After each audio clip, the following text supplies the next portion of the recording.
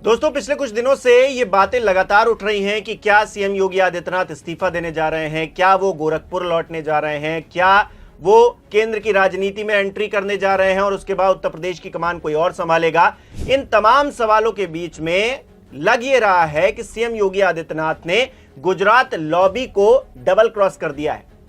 उनके जो मंसूबे थे उस पर पानी फेर दिया है, क्योंकि लोकसभा चुनाव के जिस तरह के नतीजे आए उसके बाद लगा कि सीएम योगी आदित्यनाथ और प्रधानमंत्री नरेंद्र मोदी के बीच में एक ऐसी खाई खुद गई है जो कभी पार्टी नहीं जा सकती, क्योंकि सत्ता में बने रहना भारतीय जनता पार्टी के लिए बहुत जरूरी है। गुजरात लॉबी, प्रधानमंत्री नरेंद्र मोदी हो, गृह मंत्री अमित शाह हो, इनके लिए बहुत जरूरी है कि ये सत्ता में बने रहें और इसके लिए साम दाम दंड भेद की राजनीति करते रहते हैं। हालांकि लोकतंत्र में जीत हार लगी रहती है, जनता का फैसला होता है, हर किसी को स्वीकारना चाहिए, लेकिन नेता आपस में किस तरह से सत्ता के लिए भिड़ते हैं इसका एक बहुत बड़ा उदाहरण हमने लोकसभा चुनाव में तब देखा जब भारतीय जनता पार्टी की सीटें घट गईं और बैसाखी सरकार प्रधानमंत्री नरेंद्र मोदी और केंद्रीय गृह मंत्री अमित शाह को चलाने को मिली। खैर, पिछले कुछ दिनों से खबरें जैसे आ रही थी, मैंने आपको बताया कि सीएम योगी आदित्यनाथ इस्तीफा देंगे और मनोज सिन्हा की भी एंट्री हो रही थी, तो लग रहा था कि कहीं उनको तो कमान नहीं सौंपी जानी है। लेकिन इस बीच जो घटनाक्रम बना है वो अपने आप में बड़ा दिलचस्प होता चला जा रहा है और उस घटनाक्रम के बीच में अब तलवार केशव प्रसाद मौर्य पर लटक गई है। केशव प्रसाद मौर्य क्योंकि पिछड़ा समाज से आते हैं और भारतीय जनता पार्टी चाहती है उनको आगे करे, लेकिन सीएम योगी आदित्यनाथ क्योंकि आड़े आ रहे हैं तो फिर आगे उनको किया भी नहीं जा पा रहा है, क्योंकि विपक्ष ने जिस तरह का ताना बाना पीडीए, उधर केंद्रीय स्तर पर देखेंगे तो राहुल गांधी ने जिस तरह से इंडिया गठबंधन बनाकर पिछड़ा समाज को आगे करने की जो एक मुहिम शुरू की है उसमें कहीं ना कहीं योगी आदित्यनाथ फिट नहीं हो रहे हैं। और इस बीच जो बड़ी खबर आई है केशव प्रसाद मौर्य को लेकर वो ये है कि उन पर एफआईआर हो सकती है। एफआईआर मतलब वो जेल जा सकते हैं, फर्जी डिग्री का ये मामला है। और ऐसे में क्या पूरा गेम पलट गया है एक झटके में। अब घटनाक्रम क्या हो रहा है जरा उसको सिलसिलेवार तरीके से समझिए। 16 अप्रैल को आनंदीबेन पटेल प्रधानमंत्री नरेंद्र मोदी से मुलाकात करती है। इसके बाद 20 तारीख को मनोज सिन्हा आनंदीबेन पटेल जो कि राज्यपाल हैं उत्तर प्रदेश की, उनसे मुलाकात करती हैं और उसके एक दिन बाद ही सीएम योगी आदित्यनाथ मुलाकात करने के लिए पहुंचते हैं। आनंदीबेन पटेल जब मनोज सिन्हा से मुलाकात करती हैं तो मुस्कुरा कर करती हैं, लेकिन सीएम योगी आदित्यनाथ के साथ जब मुलाकात करती हैं तो वो मुस्कुराहट कहीं गायब हो जाती है। ये अपने आप में तस्वीरें हैं, तस्वीरें कई कहानियां कहती हैं। सियासी गलियारों में इसको लेकर खूब चर्चा हो रही थी। कहा जा रहा था क्या अब पूरा प्लान फिक्स कर दिया गया है दिल्ली की तरफ से।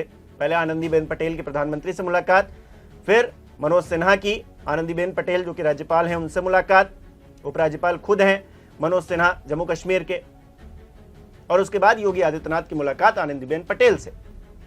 और इसके बाद अब खबर यह आ रही है कि एफआईआर हो सकती है केशव प्रसाद मौर्य पर। यानी कि क्या होना था, क्या हो गया है और क्या हो रहा है, यह अपने आप में बहुत दिलचस्प होता जा रहा है दोस्तों।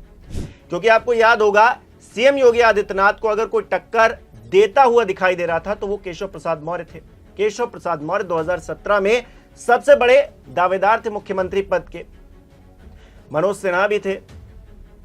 हालांकि सबसे बड़ी दावेदारी अगर किसी की थी, संघ की पृष्ठभूमि से आते हैं, केशव प्रसाद मौर्य की थी और वो तिलमिला भी रहे हैं। आपने देखा कई बार मंच पर जब लोकसभा चुनाव के नतीजे आए उसके बाद उन्होंने कहा कि संगठन सबसे बड़ा है, इस तरह के बातों का जिक्र किया तो लगा कि एक दूरी, एक दबाव डालने की कोशिश योगी आदित्यनाथ पर हो रही है। श्याम प्रकाश जो कि विधायक हैं उन्होंने तो खुलकर बोल दिया कि बाबा को दिल्ली चले जाना चाहिए और केशव प्रसाद मौर्य को उत्तर प्रदेश की कमान संभालनी चाहिए। अब ऐसे में जब ये बातें चल रही थी कि योगी आदित्यनाथ गोरखपुर लौट जाएंगे, ये हो जाएगा वो हो जाएगा, तो सबसे बड़े दावेदार को ही इस तरह से गिरफ्तारी की तलवार के नीचे खड़ा हो जाना पड़ा।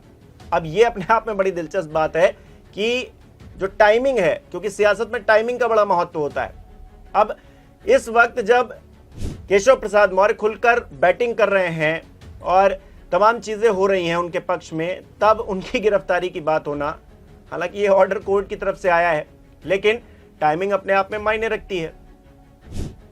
क्या ये संयोग है या फिर प्रयोग है? सीएम योगी आदित्यनाथ कहीं एक कदम आगे तो नहीं निकल गए हैं मोदी योगी के प्लान से? ऐसी भी बातें चल रही हैं और ये सब ऐसे वक्त में हो रहा है जब आरएसएस की भी कहीं ना कहीं खटपट नजर आ रही है सीएम योगी आदित्यनाथ के साथ में, क्योंकि अभी हाल ही में मोहन भागवत आए थे, लखनऊ तक आए, लेकिन मुलाकात नहीं हुई उनकी योगी आदित्यनाथ से। और एक दिन पहले ही एनएसयूआई के लोगों ने जिस तरह से काशी में प्रधानमंत्री नरेंद्र मोदी के संसदीय क्षेत्र में मोहन भागवत का विरोध किया, उसकी तस्वीरें भी सामने आई। तो तमाम चीजें हुई, तो संघ भी एक तरह से नाराज दिख रहा है। दूसरी तरफ गुजरात लॉबी भी अपना प्रेशर बनाए हुए, लेकिन हर किसी को डबल क्रॉस करते हुए सीएम योगी आदित्यनाथ अपनी जगह बनाए हुए हैं। और लग रहा है कि वो अपनी ही पार्टी में एक तरह की लड़ाई लड़ रहे हैं, क्योंकि उनके बयान बड़े मायने रखते हैं दोस्तों। वो कह रहे थे कि मैं दिल्ली नहीं जाऊंगा, भले गोरखपुर चला जाऊं, यानी कि दिल्ली से उनकी खास बनती हुई दिखाई नहीं दे रही। वो कह रहे हैं कि मैं अपने दम पर यहां इलेक्शन लड़ूंगा और अगर हार गया तो गोरखपुर चला जाऊंगा और जीत गया तो फिर तो क्या ही कहने। तो ऐसे में दोस्तों डबल क्रॉस करते हुए सीएम योगी आदित्यनाथ दिखाई दे रहे हैं इस वक्त, आज की डेट में। इससे पहले बैकफुट पर नजर आ रहे थे सीएम योगी आदित्यनाथ, और लग रहा था कि वो इस्तीफा देकर कहीं गोरखपुर न चले जाए। आपको क्या लगता है दोस्तों इस पूरी खबर के मद्देनजर? हमें कमेंट करके जरूर बताइए। बहुत बहुत धन्यवाद।